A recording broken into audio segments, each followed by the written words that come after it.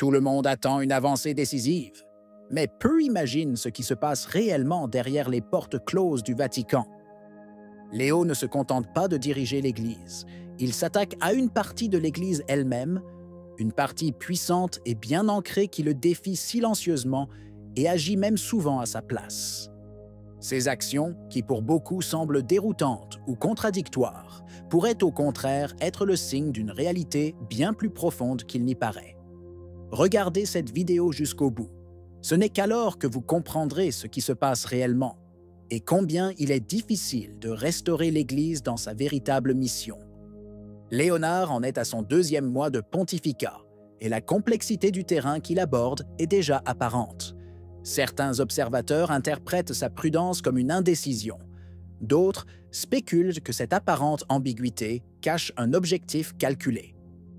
D'un côté, en effet, nous observons des signes d'ouverture à la tradition. De l'autre, des choix qui semblent s'inscrire dans la lignée de son prédécesseur. Mais la question la plus intéressante pour quiconque observe la scène n'est peut-être pas de savoir ce que fait Léon, mais pourquoi agit-il ainsi? Peut-être Léon a-t-il compris dès le début que l'Église ne peut pas être changée par des décrets. Le pouvoir du pape est réel, mais il est aussi lié à une structure profondément enracinée, façonnée par des décennies de progressisme qui occupent des positions clés, dictant les rythmes et les langages. Quiconque regarde attentivement peut remarquer que chaque mot, chaque silence et chaque geste semble mesuré, comme si le pape voulait éviter d'exposer ses intentions trop tôt ou de provoquer une réaction trop forte. Peut-être vaut-il la peine d'envisager une hypothèse, et si cette lenteur n'était pas une faiblesse, mais la seule stratégie possible pour ceux qui se trouvent encerclés par une machine ecclésiastique hostile. Et si cette ambiguïté était en réalité le prix à payer pour rétablir l'ordre, sans diviser davantage une Église déjà fragile? On ne peut l'affirmer avec certitude, mais il est bon de la garder à l'esprit pour juger ses premiers pas. Ces 2 mois ne disent-ils donc pas encore grand-chose sur les conclusions auxquelles Léo parviendra, mais ils suggèrent une leçon. Peut-être que la patience est déjà une forme de résistance. Et peut-être que seul un pontife qui connaît les limites de sa propre autorité peut espérer changer véritablement la direction de l'Église. Parmi les questions les plus sensibles dont Léon a hérité figure sans aucun doute la Fiducia Supplicans, la déclaration de décembre 2023 qui a ouvert la possibilité de bénir les couples de même sexe. La question, déjà controversée sous François, est immédiatement devenue un terrain d'essai pour le nouveau pontife. Et il est significatif de noter que Léo, jusqu'à présent, n'a pas parlé directement sur le sujet, tandis que le cardinal Fernandez, préfet du dicaster pour la doctrine de la foi, s'est exprimé.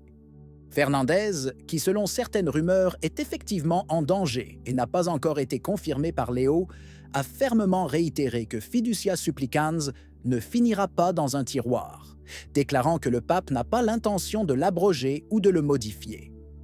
Un geste qui a laissé beaucoup de gens perplexes. Rarement dans l'histoire de l'Église, un collaborateur s'est exprimé aussi clairement sur une question qui appartient au pontife romain. Il convient donc de suggérer une lecture différente.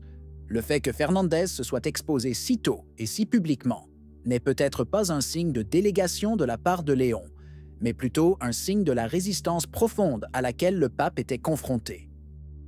Une résistance qui se sent encore assez forte pour parler au nom du pape, sans attendre une parole directe de sa part. Entre-temps, les critiques à l'encontre de la déclaration ne se sont pas fait attendre.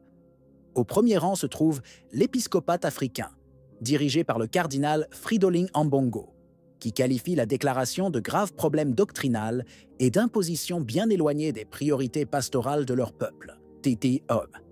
Ambongo a appelé à une plus grande collégialité et a invité Léo à visiter prochainement le continent en signe d'écoute et d'attention. Cette tension révèle une fracture plus profonde. L'Église, une et catholique, vit de manière très différente d'un continent à l'autre. En Afrique, la tradition et l'attention concrète aux besoins immédiats prévalent. En Europe et ailleurs, certains voient dans ces ouvertures un signe de miséricorde. Face à tout cela, Léon reste silencieux. Un autre front sur lequel le pontificat de Léon XIII révèle déjà des tensions est celui de Traditionis Custodes, la disposition édictée sous François pour limiter la célébration de la messe traditionnelle. Là encore, la situation est loin d'être simple. Léo n'a pas levé les restrictions, mais il ne semble pas vouloir les appliquer aussi sévèrement qu'au départ. Le cas le plus évident est celui du diocèse de Charlotte, aux États-Unis, où ces derniers mois, la messe traditionnelle a été déplacée dans une chapelle éloignée et devrait cesser le 8 juillet 2025. Face à la forte réaction des fidèles, le diocèse a toutefois annoncé un report de la mise en œuvre des nouvelles règles jusqu'au 2 octobre 2025, signe que quelque chose est en train de changer. Il est intéressant de noter que c'est la première fois, sous Léon, qu'un évêque décide de ralentir l'application de Traditionis Custodes, plutôt que de la durcir davantage. La question que l'on peut se poser est, ce ralentissement reflète-t-il une direction suggérée par Léo? Ou est-ce le symptôme que même les évêques, face aux protestations des fidèles, hésitent, conscients qu'une application rigide risquerait de diviser davantage les communautés? Parallèlement, la même prudence s'exprime sur le thème de la synodalité. Léonard de Vinci ne l'a pas rejeté, mais il ne l'a pas non plus relancé avec l'insistance de ces derniers mois. Certains observateurs notent que ses interventions sur le sujet ont été jusqu'à présent mesurées, comme s'il voulait maintenir à flot le processus synodal pour ne pas créer une rupture frontale, mais sans lui permettre de devenir une arme contre la doctrine et la tradition. Dans les deux questions, liturgie traditionnelle et synodalité, on peut entrevoir une logique similaire. Prudence, petits signaux, peut-être une tentative de contenir sans écraser, d'écouter les fidèles sans aliéner le front progressiste qui occupe encore une grande partie des structures.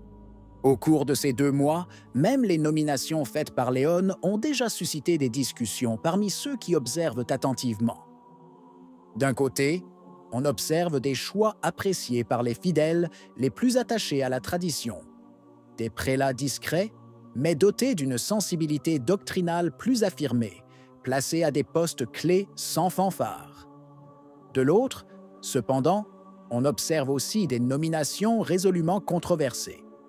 L'une des plus sensationnelles fut celle du cardinal Roche, figure symbolique des restrictions liturgiques et perçue comme hostile à la messe traditionnelle.